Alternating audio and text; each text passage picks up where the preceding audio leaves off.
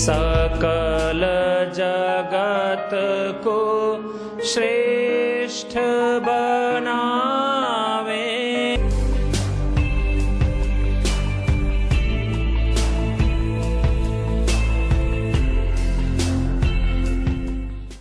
धारणा ध्यान समाधि तीनों के तीनों ज्ञान।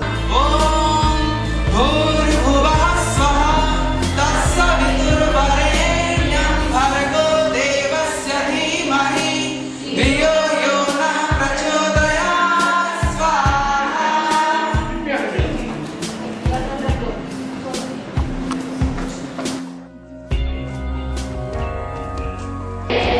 आप बढ़े तब राज्य बढ़ावे।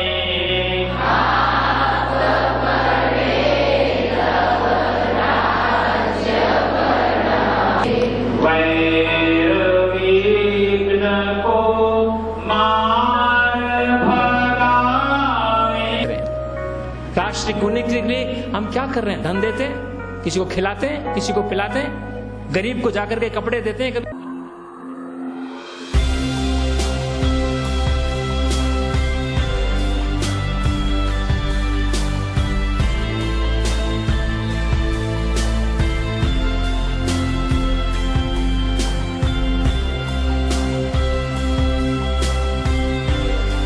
भी बैठती है, आती है, जाती है, सोती है, वहां हवा की लहरें उनको प्रसन्न तो कर रही है, उनको कहीं गर्मी तो नहीं हो रही।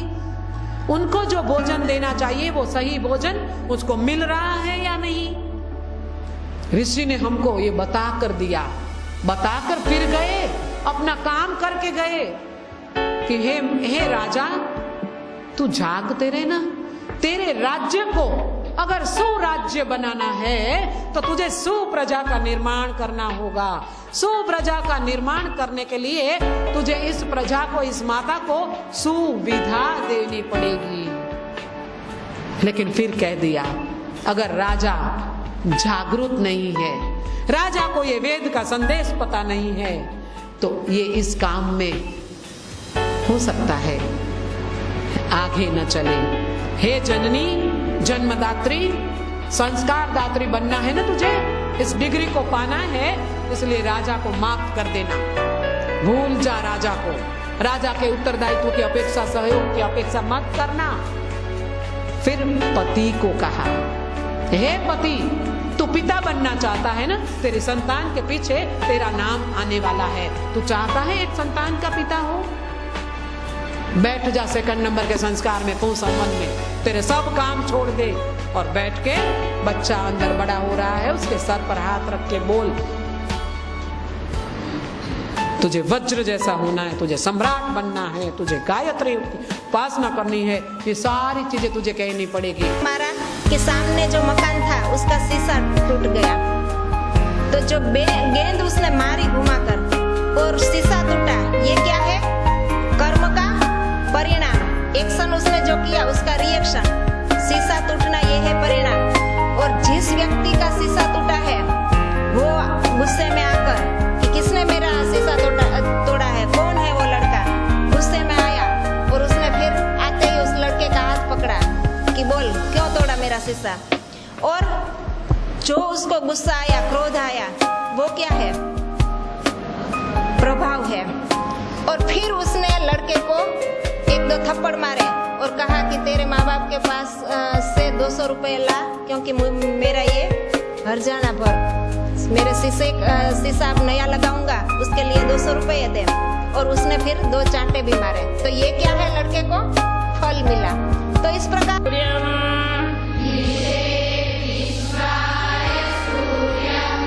पूरा मंत्र बोलेंगे।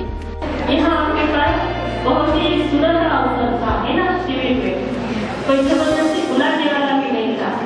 ये करना चाहिए था आपको, है ना, आगे करना चाहिए। ठीक है,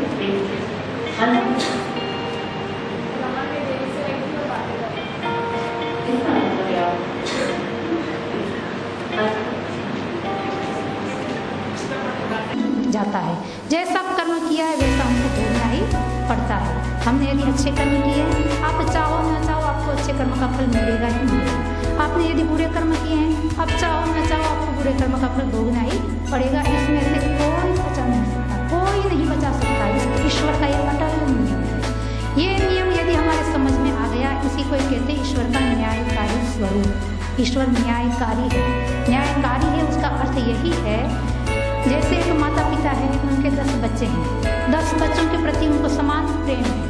अब 10 बच्चे हैं, 10 ही आपस में विरुद्ध स्वभाव के हैं, 10 का आपस में स्वभाव मिलता नहीं है, उसमें लड़ाई झगड़े होते रहते हैं। तो माता पिता क्या करेंगे? 10 बच्चे हैं, 10 के प्रति उनको प्रेम है, 10 ही बच्चे उनके हैं, पर 10 ही बच्चे शिकायत, 2 बच्चे शिकायत लेकर के गए कि ये झूठा वो झूठा, तो माता पिता क्या करेंगे? जो झूठा होगा उसको दंड देंगे, जो सही होगा उनका पुरस्कार देंगे या प्रशंसा करेंगे या तो उसका पक्ष लेंगे। तो ईश्वर भी यही करता है, वो भी हमारी माँ है, वो भी हमारा पिता है। जितना सहयोग ये मानवीय माता पिता करते, हमारा विश्वास होता है ना कि मेरे माता पिता समर्थ है, मेरे माता पिता संपन्न है, मेरे माता पिता मुझे बहुत प्यार करते हैं, तो मैं निश्चिंत रहती हूँ। मुझे पता होता है कि जिस समय मुझे जिस चीज़ की जरूरत पड़ेगी मेरे पिताजी फटाफट मुझे ला करके दे देंगे। मेरी माँ को जैसे ही पता चलेगा मुझे वो चीज़ मिल जाएंगी, हम कितने निश्चिंत होते हैं। तो जितना विश्वास हमको अपने माता पिता पर है, उतना ही विश्वास यदि हमारा ईश्वर पर बन जाए, और जितनी आज्ञा का पालन हम अपने माता पिता का करते हैं, उतनी ही आज्ञा का पालन हम ईश्वर का करने लग जाएं। तो जिस प्रकार अपने माता पिता हमारा सहयोग करते हैं, ठीक वैसे ही, ठीक कोई अंतर नहीं है, ईश्वर भी वैसे ही हमारा सहयोग करता है, कोई देर नहीं है। वहाँ बहाने का कोई औचित्य नहीं है, बल्कि वो पाप है। क्योंकि वेद में मंत्र आता है कि कोई भी ऐसी चीज जिससे पानी दूषित होता हो, ऐसी चीज पानी में डालनी नहीं चाहिए। तो यहाँ कुछ लोग ऐसा भी प्रश्न करते हैं, तो फिर क्या गंगा जी पवित्र नदी नहीं है? गंगा जी बिल्कुल पवित्र नदी है। गंगा जी ही नहीं, जितनी नदियां हैं सारी की सारी नदियां पवित्र है। उनको हमें पवित्र रखना ये हमारा कर्तव्य है। ये पूजा, गंगा जी की पूजा का मतलब क्या है? गंगा जी की पूजा का मतलब भी यही है कि हम उनको पवित्र रखें, हम उनको दूषित न करें, ये उनकी पूजा है। ये नहीं है कि हम गंगा जी का घर में पानी भी रखते हैं, अच्छे जब प्रसंग आते हैं तो उनको पीते भी हैं, और गंगा जी की फोटो भी घर में रखते हैं, लेकिन हम उसी को धर्म के नाम से दूषित करें, ये तो पाप है।